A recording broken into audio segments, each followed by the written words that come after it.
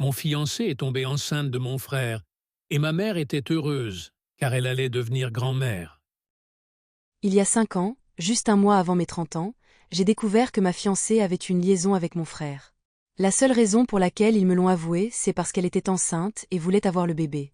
Mon ex-fiancée, Karen, 30 ans, et mon frère, Chris, 33 ans, dormaient apparemment ensemble depuis que Karen et moi nous sommes fiancés. Karen et moi étions ensemble depuis notre dernière année de lycée et aussi pendant l'université, donc nous engager était évidemment la prochaine étape, parce que nous étions ensemble depuis si longtemps. Cependant, après notre engagement, il a décidé de me tromper avec mon frère. La seule raison pour laquelle elle est même passée est que, quelques jours après notre fiançailles, mon frère lui a avoué qu'il avait toujours des sentiments pour elle et a simplement senti qu'il était temps de le dire parce qu'elle était sur le point de se marier. Après cela, je ne pouvais plus rien dire à propos de ses sentiments. Puis, soudain, elle s'est rendue compte qu'elle développait progressivement des sentiments pour lui aussi. Apparemment, même je flirtais parfois derrière mon dos lors d'événements familiaux et de choses comme ça, mais je n'étais pas sûre de lui, raison pour laquelle il est resté avec moi. J'ai entendu parler de tout ça il y a 5 ans, juste quelques mois avant mon mariage, quand ils m'ont tous les deux assis avec mes parents et m'ont dit qu'ils prévoyaient d'être ensemble, que Karen ne pouvait plus m'épouser parce qu'elle était amoureuse de Chris et qu'il attendait un enfant ensemble. Ce jour-là, j'étais très mécontent et j'ai presque refusé de le croire. J'ai dit à Karen que je voulais qu'il rentre à la maison avec moi et mette fin à cette relation avec Chris, mais ma mère a clairement dit que ce ne serait pas le cas. Chris et Karen allaient être ensemble et je devais faire la paix parce que c'était leur décision. Je ne pouvais même pas croire que ma mère soutenait une telle chose. Mon père a eu au moins la décence d'être embarrassé et d'essayer de me réconforter, mais ma mère soutenait tout simplement cela sans vergogne. Il m'a même dit que si j'avais un problème, je l'aurais gardé, car Karen était enceinte et n'avait pas le droit de la déranger dans une condition aussi délicate. Ma mère était folle d'avoir finalement un petit-fils dans la famille, alors elle se fichait à peine de ce qui m'arrivait. Il s'est aussi battu avec moi pour essayer de justifier ce qui se passait. Après la confrontation de ce jour-là, Karen a déménagé avec ma famille parce que ses parents ne voulaient plus lui parler après qu'elle leur ait dit la vérité. Évidemment, nous avons dû annuler le mariage, et mes parents ont payé le prix, donc je n'ai pas eu à m'en inquiéter. Cependant, j'ai été expulsée de la famille parce que j'ai refusé de leur parler, et au cours des 5 dernières années, nous n'avons eu aucun contact. La seule personne qui a essayé de me contacter était mon père, mais je n'ai même pas pris la peine de lui parler, alors il y a eu un silence total de sa part. Il m'a fallu beaucoup de temps pour surmonter ce qui m'est arrivé, parce que Karen et moi étions ensemble depuis longtemps. Je l'aimais vraiment, donc j'ai eu beaucoup de thérapie pour le surmonter. Je ne dirais pas encore que je l'ai complètement surmonté, mais je m'en occupe. Le reste de la famille est resté en contact avec moi, et j'ai appris à travers eux qu'elle avait un fils avec mon frère. Un mois après l'accouchement, un test de paternité a confirmé qu'il était le fils de mon frère et non le mien. Pas besoin de me contacter après ça, et ils ont fini par se marier, ils sont restés ensemble depuis 5 ans.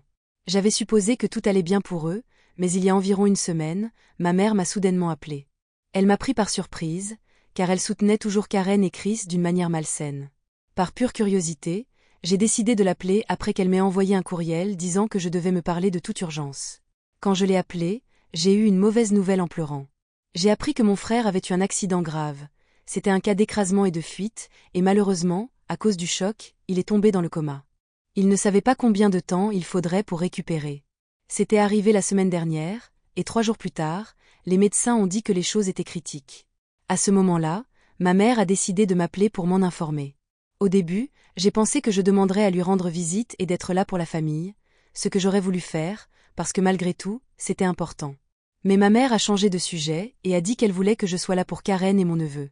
Je n'ai même pas compris ce que cela signifiait. Puis il m'a expliqué qu'il espérait que je prendrais la place de mon frère avec eux, pas seulement financièrement, mais aussi en prenant soin d'eux. Quand je lui ai demandé de faire des recherches, il m'a dit que maintenant que Chris n'était plus là, je devais m'occuper de Karen et de son fils à tous les égards. Ma mère a suggéré qu'il déménage avec moi parce qu'elle ne pouvait pas. Évidemment, j'ai perdu patience car pendant 5 ans, on ne m'avait pas parlé et maintenant on attendait que je fasse quelque chose d'aussi grand. J'ai dit à ma mère que je n'allais rien faire de tout cela, et que c'était stupide d'attendre qu'elle dise oui. Elle a commencé à se disputer avec moi, alors j'ai raccroché et je l'ai bloquée une fois de plus. Après cet appel, je n'ai pas pu m'empêcher de penser à ce qui se passait avec Chris et Karen. Je me sentais mal pour eux, mais évidemment, je n'allais pas faire ce que ma mère me demandait. J'ai décidé d'appeler mon père, pensant que ce serait plus raisonnable que ma mère. C'était inconfortable de parler avec lui après 5 ans sans contact, mais après des conversations triviales, je lui ai demandé comment était Chris. Il m'a dit que les choses ne se passaient pas bien, et je lui ai parlé de la conversation avec ma mère. Je m'attendais à une perspective raisonnable, mais il a dit aussi que ma mère avait raison d'attendre cela de moi. Ça m'a vraiment surpris, parce que mon père était le plus intelligent de mes parents. Maintenant, même il disait des choses étranges. Quand je lui ai demandé si je le croyais vraiment, il m'a répondu que oui, et il m'a dit que Karen et moi avions quand même une histoire, que je continuais à faire partie de la famille, peu importe ce qui se serait passé durant les 5 dernières années. En fin de compte, je suis du sang, et si quelqu'un devait aider la famille, ce devrait être moi. Selon lui, les attentes de ma mère n'étaient pas irrationnelles. Cela m'a laissé complètement perplexe. Au cours de la dernière semaine, j'ai évité de parler à un membre de ma famille, même à un membre de ma famille, parce que j'ai peur que quelqu'un en parle et m'oblige à expliquer mes décisions. Je me sens aussi un peu comme le méchant ici, parce que je refuse d'aider ma famille. Je sais qu'ils ont vraiment besoin de moi, du moins émotionnellement, sinon financièrement. Mais honnêtement, je ne sais pas quoi faire. Ce que ma mère me demande est vraiment bizarre et déraisonnable, mais en même temps, je me sens mal de le rejeter complètement. Je ne suis même pas allée à l'hôpital voir mon frère, parce que je me sens très bizarre dans toute cette situation. Je n'ai pas pu en parler non plus à aucun de mes amis, car tout est très personnel.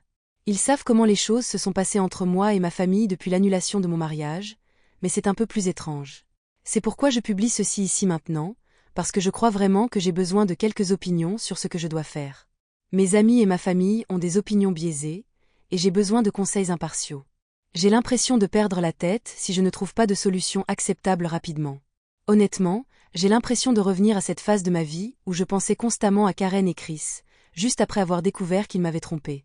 C'était une époque vraiment sombre, et je ne veux pas y retourner, parce que j'ai eu beaucoup de mal à sortir. Alors s'il vous plaît, quiconque a quelque chose à dire, peu importe la dureté de votre opinion, dites-le moi. J'ai besoin de me distraire et de savoir si je suis vraiment le méchant de refuser d'aller voir ma famille et de les aider après l'accident de mon frère. Mise à jour 1. Salut les gars, j'ai décidé de ne pas aller voir ma famille pour le moment. C'est vraiment trop pour moi maintenant. Je n'avais même pas réalisé à quel point mon anxiété s'était aggravée la semaine dernière à propos des choses que mes parents me disaient. Maintenant, j'ai repris mes médicaments contre l'anxiété et j'essaie de tout gérer. Beaucoup de gens m'ont montré de l'amour et du soutien dans les commentaires de mon billet d'origine, et m'ont même contacté par des messages directs pour me faire savoir qu'il était là pour moi, ce que j'apprécie énormément. Merci beaucoup pour cela. J'ai aussi parlé à quelques amis proches et je leur ai confié ce qui se passe, parce que je ne pense vraiment pas que je puisse faire face à tout ça tout seul. Ils m'ont aussi dit que je pouvais leur parler chaque fois que j'en avais besoin pour me défouler. Ils m'ont confirmé que ma décision de ne pas aller les voir est la bonne, parce que c'est la meilleure chose que je puisse faire pour moi. Je dois passer en premier, peu importe ce qui se passe dans la vie des autres. Jusqu'à présent, Chris et ma famille sont toujours en premier, donc je devrais faire la même chose. Pour être honnête, je ne pense pas qu'il ait vraiment besoin de mon soutien émotionnel. Ils se tiennent l'un l'autre, ils peuvent faire face seuls. J'étais le seul à n'avoir absolument personne de ma famille proche là pour moi quand mon mariage a été annulé et que j'ai découvert que j'avais été trompée. Mes propres parents se sont retournés contre moi et ont choisi mon frère, bien qu'il ait été mal loti. Bref, c'est arrivé, et j'essaie de passer à autre chose. Je ne pourrai pas le faire si j'y retourne. Donc je les ai bloqués à nouveau, et je vais maintenir ma décision de ne pas avoir de contact. Je suis vraiment désolée pour ce qui est arrivé à mon frère, et j'espère qu'il se remettra bientôt. Peu importe ce que j'ai fait, je ne peux pas être la personne qui veut quelque chose de mal pour personne. J'espère que les choses vont marcher pour eux, mais je vais me concentrer sur ma santé mentale maintenant. J'envisage de reprendre la thérapie parce que je pense que je dois parler à un professionnel. Ces choses que mes parents ont dites m'ont plus affectée que je ne le pensais, et les vieux sentiments reprennent vie. Donc maintenant, je vais juste prendre soin de moi. Mise à jour 2. J'ai entendu de la famille que l'état de mon frère reste assez critique et ne montre aucun signe d'amélioration. Cela fait presque 2 semaines qu'il est toujours à l'hôpital. Les choses sont vraiment mauvaises pour la famille et je me sens triste pour eux, mais je ne peux pas faire grand-chose. Tous ceux qui connaissent ma famille sont passés à l'hôpital voir mon frère au moins une fois au cours des 2 dernières semaines et ont présenté leurs condoléances pour le terrible accident, sauf moi. Je l'aurais fait, mais j'ai aussi appris par ma famille que mes parents ont mal parlé de moi avec tous ceux qui sont venus les voir, me peignant comme le méchant. Apparemment, on leur a dit qu'ils m'avaient demandé d'aller les voir et d'être là pour la famille, mais j'ai refusé. On m'a même accusé de dire des choses comme « karma » à cause de ce qu'on m'a fait il y a 5 ans et que mon frère le méritait. Pour être clair, je n'ai rien dit de la sorte. Des parents m'ont contacté pour confirmer que c'était vrai ou non, parce que ça ne semblait pas quelque chose que je dirais, puisque d'habitude je suis gentil avec tout le monde. Quand on m'a demandé, je leur ai dit que mes parents inventaient des histoires pour me faire passer pour des faux. Heureusement, ils ont décidé de me demander avant de les croire. Pendant les 5 dernières années, je n'avais pas parlé à mes parents, mais le reste de ma famille, mes oncles, tantes et cousins, avait toujours été là pour moi. Je ne voulais pas perdre ça, et je suppose que mes parents ne le supportaient pas, alors ils ont essayé de tout gâcher pour moi aussi. Je ne comprends tout simplement pas pourquoi ils me détestent autant. Je ne leur ai littéralement jamais rien fait. Mon frère et moi n'avons jamais été particulièrement proches, et mes parents ont toujours eu une place spéciale pour lui depuis notre enfance, mais tout cela semble inutile et excessif. Mise à jour 3. Il y a 2 jours, j'ai publié une mise à jour, et aujourd'hui ma mère a décidé de me contacter à nouveau. Je les avais bloqués partout, alors ils n'avaient pas d'autre choix que de venir me voir personnellement. Quand je suis rentrée du travail, j'étais déjà là à m'attendre. Honnêtement, je n'avais même pas envie de lui parler, car j'étais déjà épuisée par le travail. J'ai presque décidé de retourner dans ma voiture, mais elle m'a vue et j'ai dû aller lui parler. Je n'avais aucune intention de la laisser entrer dans ma maison, parce que je savais que ce serait très difficile de me débarrasser d'elle, alors j'ai décidé de lui parler dans la cour. Cela s'est avéré être une mauvaise idée, car elle a fini par me crier dessus, ce qui a attiré l'attention des voisins. La conversation a commencé normalement. Elle a fait une petite conversation avec moi, et j'ai répondu poliment. Mais je n'ai pas pu m'en empêcher, et j'ai fini par lui demander pourquoi j'avais inventé des choses sur moi, juste pour me faire paraître le méchant. Je lui ai dit que ce n'était pas juste pour moi, parce que je n'avais jamais souhaité quelque chose de mal pour ma famille, même après comment j'avais été traitée. Honnêtement, je voulais juste passer à autre chose, mais il me rendait ça très difficile. J'ai gardé ces sentiments pendant longtemps, et quand je l'ai vu, ils sont sortis d'un coup. Je n'ai pas pu m'en empêcher. Finalement, je lui ai dit qu'après tout ce qui était arrivé, il était très difficile pour moi de penser à eux comme à ma famille, parce qu'il ne m'avait jamais traité comme tel. Il était très déçu par son comportement, donc tout ce qu'il était venu me dire pouvait être fait après, parce qu'il venait juste de rentrer du travail et qu'il n'avait pas envie d'une conversation émotionnellement épuisante. Elle m'a écouté en silence jusqu'à ce point, mais quand je lui ai dit qu'elle ne voulait pas parler à ce moment-là, elle s'est énervée. Il m'a dit qu'il était juste là pour s'excuser pour les choses que j'avais mentionnées. Apparemment, elle et mon père étaient plutôt contrariés par ma réponse initiale, car j'ai refusé de faire un pas en avant pour la famille et je n'ai pas rendu visite à mon frère pendant que j'étais à l'hôpital. Mais ensuite, ils ont réalisé que je n'avais pas été bien traitée au cours des 5 dernières années, et que j'étais évidemment très contrariée, ce qui expliquait pourquoi je ne voulais pas leur rendre visite. Il a dit qu'il était venu me parler pour essayer de résoudre les choses entre nous, parce qu'il pensait qu'en ce moment la famille devait rester unie dans l'intérêt de la stabilité émotionnelle. Mais après que je lui ai dit que je ne voulais pas lui parler à ce moment-là, elle a changé d'opinion et décidé qu'au lieu de s'excuser, elle crierait. Il m'a dit qu'il devait être reconnaissant d'avoir encore une famille, parce qu'après la façon dont j'ai réagi quand j'ai appris l'accident de mon frère, j'envisageais de me couper définitivement et de m'assurer que le reste de ma famille arrêtait aussi de me parler. Je ne comprenais pas de quoi il parlait, alors elle m'a expliqué qu'apparemment, selon elle, ma réaction n'avait pas été assez triste quand on m'a parlé de l'accident de mon frère. Je ne savais pas ce que je m'attendais à voir. Il a dit qu'il pensait qu'au moins il montrerait plus d'excitation, mais que j'ai sonné très indifférent à l'appel téléphonique. Évidemment, peu importe nos relations personnelles, une nouvelle comme celle-là m'a vraiment bouleversée, et elle l'a vraiment fait. Comme je l'ai dit auparavant, je ne souhaite rien de mal à personne, même à ma famille, malgré nos différences. Je lui ai expliqué que mon ton ne reflétait peut-être pas ce que je ressentais réellement, mais ses raisons étaient totalement infondées. Il a pourtant continué à inventer des raisons pour justifier ses actions, en disant que le fait qu'il n'était pas là pour Karen et mon neveu ne faisait que démontrer à quel point je me souciais de la famille. J'essayais à nouveau de manipuler la situation. À ce moment-là, j'ai perdu encore plus d'intérêt pour la conversation et j'ai simplement décidé d'entrer chez moi. Je lui ai demandé de partir, mais elle a continué à me crier dessus. Finalement, j'ai déverrouillé la porte, je suis entrée et j'ai fermé la porte au visage. Je lui ai dit que s'il ne partait pas, il appellerait la police, et seulement alors il a décidé de partir, non sans me maudire au préalable et me dire qu'il ferait face aux conséquences bientôt. Je ne sais pas ce que cela signifie, et je ne suis pas intéressée à le savoir. Je veux juste me détendre et continuer ma vie. Mise à jour 4. 26 jours se sont écoulés depuis l'accident de mon frère, et aujourd'hui j'ai enfin reçu quelques bonnes nouvelles. Ils ne me les ont pas dit directement, j'ai appris à travers mes cousins. La bonne nouvelle est que mon frère montre enfin des signes d'amélioration. Il n'est plus dans le coma et il répond mieux. C'est un signal positif et j'espère vraiment que vous pourrez aller de l'avant et aller de l'avant. Le dernier mois a été très stressant pour toute la famille, même pour moi, même si je ne fais plus partie active de la famille et que j'ai été écartée il y a longtemps. Cependant, la façon dont mes parents ont agi avec moi ces derniers 26 jours m'a montré qu'il était complètement déséquilibré. Après ma dernière interaction avec ma mère, je n'ai pas entendu parler d'elle pendant quelques jours, mais mon père m'a appelé pour me gronder. Il a utilisé un numéro différent de l'ordinaire, donc je n'ai pas réalisé que c'était lui.